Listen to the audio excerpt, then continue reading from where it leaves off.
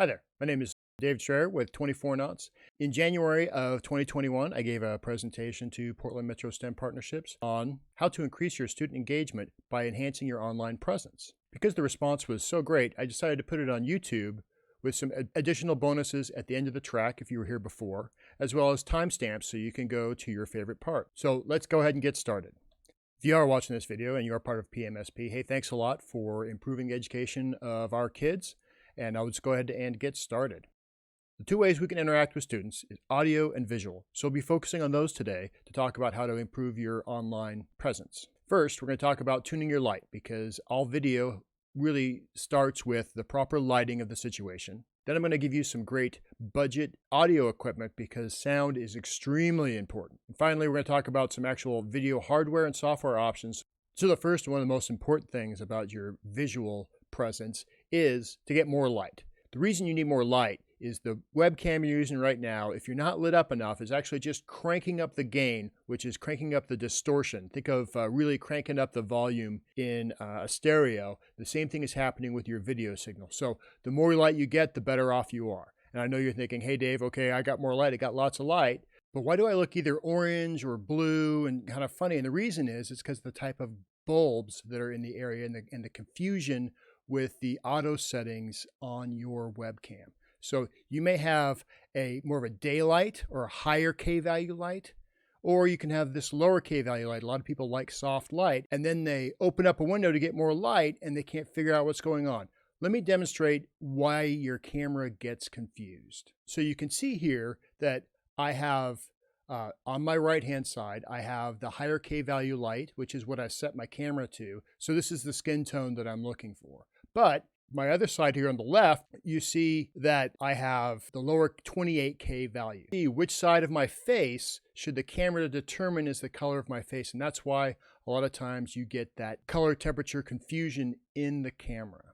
So if you're going to have a window open, you should probably have more daylight bulbs than warm bulbs in that room. Or you can do what I've done here, and I've kind of sealed off the light and stayed with the colored bulb that I felt more comfortable with. So let's talk about three-point lighting. Three-point lighting is kind of a standard for videography about how to light. So where to put the lights is important, and I'll go ahead and show you the basics of three-point lighting.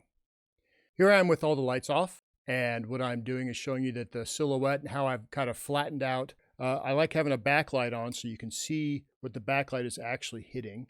So you can see it's hitting my shoulders, the top of my head. Sometimes the backlight's called a hair light. Now the key light is the one that's supposed to do the most lighting. So I'll turn this one on. And you can see that it's lighting my face and is actually the one that I want people paying most attention to. And then the fill light is this one over here to my left. And you can see that now my face is fully lit. I'm standing off of the background, and that's the basics of three-point lighting. You may be able to get away with a really big window in front, like we talked before, or even your hair light can be the overhead light. Just remember to match the colors of that light. Hard light is kind of like a spotlight. It's going to have really harsh shadows. So you will probably want to have soft light because I've been told that it's very flattering, as well as working on a table with my auxiliary camera. Then I've got nice soft light so I don't shadow my workspace. And finally, we're going to talk about glasses. I'm rolling up on 50, so sometimes I have to wear glasses to see, and that's pretty common. You can now see the reflection of the light coming at me. Basically with glasses, you're going to want to shut out that light in front, and that's why sometimes I blacken out the window in front of me because it puts a lot of glare. So what you want to do is basically move the lighting to the sides or above. And I'll show you that with this ring light here. Now I'm still lit. You can see my eyes instead of a bunch of glare. Check out Gina's link below. She's a professional photographer here in Portland. I may do a supplemental video on glasses and lighting, but she's really an expert.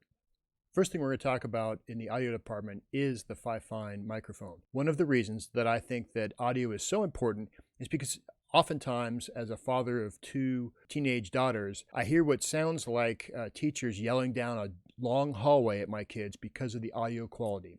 If you think about it, if you were to listen to music, you probably like to have a nice set of headphones or a nice stereo versus what's blaring out of your phone speakers. I'm using the Fifine right now. I really like it a lot. It's got great sound. It works well with PC and Chrome is when I've used it, but they also say it works for Mac, and I would probably believe them on that. It has a nice little volume switch right here, so you can modify the volume. Some disadvantages: it's only for studio use, right? You can't take it mobile. I've had it actually be confused for speakers on the Chromebook. So you have to go into the settings and make sure that that works. Now, another one that I like a lot is the Boya microphone. The advantage of the Boya is it's discreet, it's flexible, it can work with all of these different sources. So I like the fact it will work with my camcorder and my phone. So I can make videos with both of those and still have great sound. The nice thing is it does have a 20-foot cord.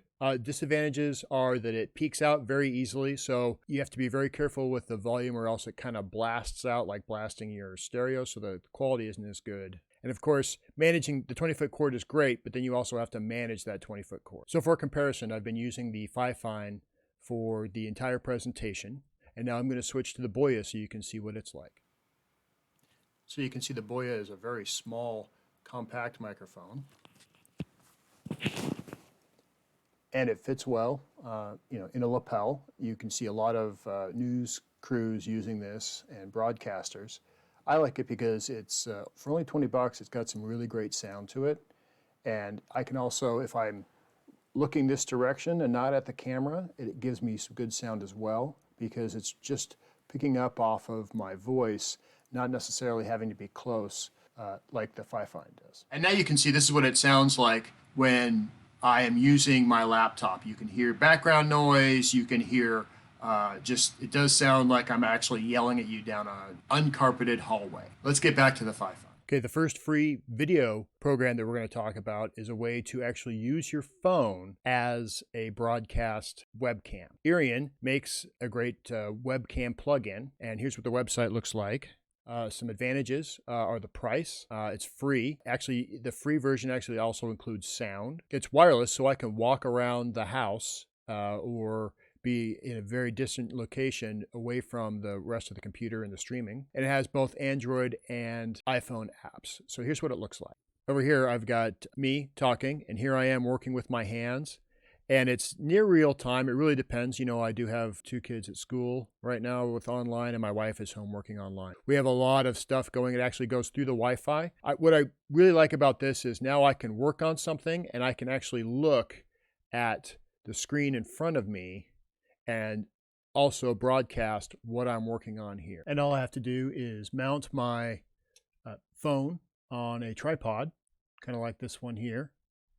Or if you don't want to buy one of those and you have a selfie stick that has a tripod mount, that's a great way to mount. Some disadvantages are that the Wi-Fi traffic, I showed you a little bit of a lag there. This is what the app looks like in the store. There's another app. Elgato's a big streaming hardware and software company, so they're very popular with their free app. You have to endure this on there, so I don't use it as much as I use the Iriun, and that's what it looks like in the store.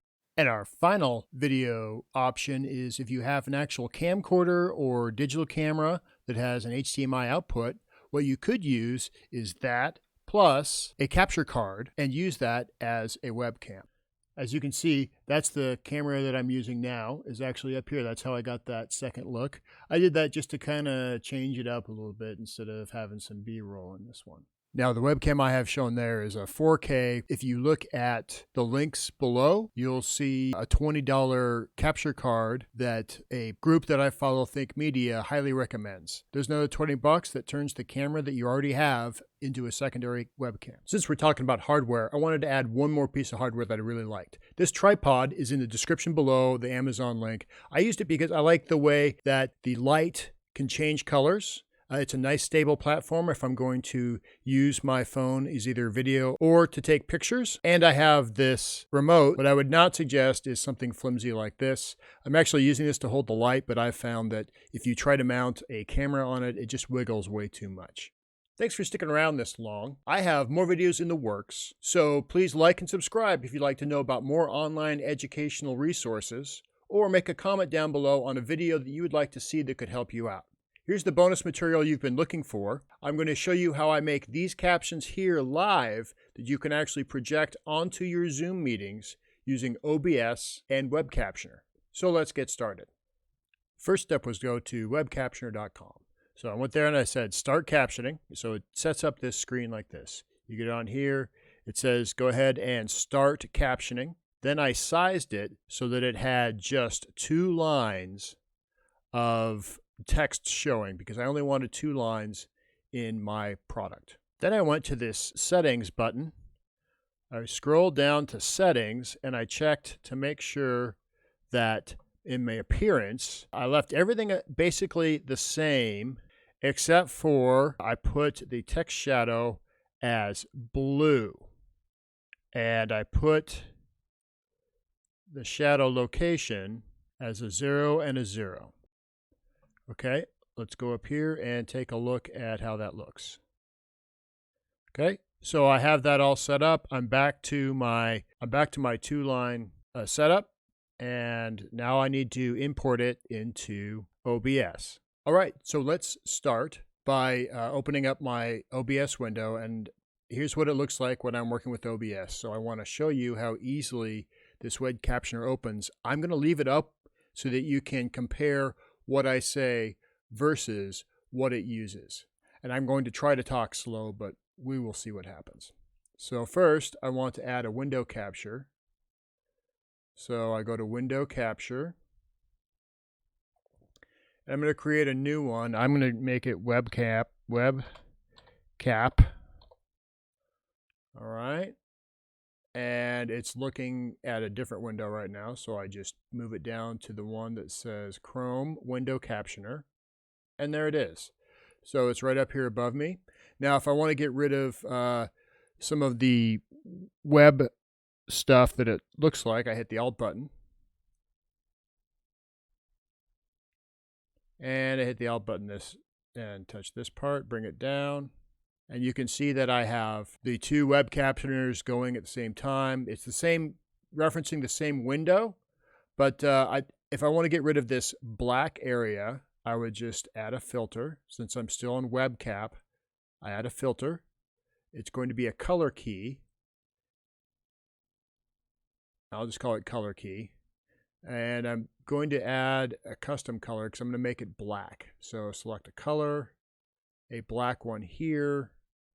There. So now it's all gone, and you can see from above and below me that this is how accurate Webcaptioner is. Thank you again for watching the video. Don't forget to hit like, subscribe, and leave a comment, especially if you want me to go into more detail on this process right here, OBS and Webcaptioner and those sorts of things. So thanks again for working with kids in this tough environment, and best of luck on your online education.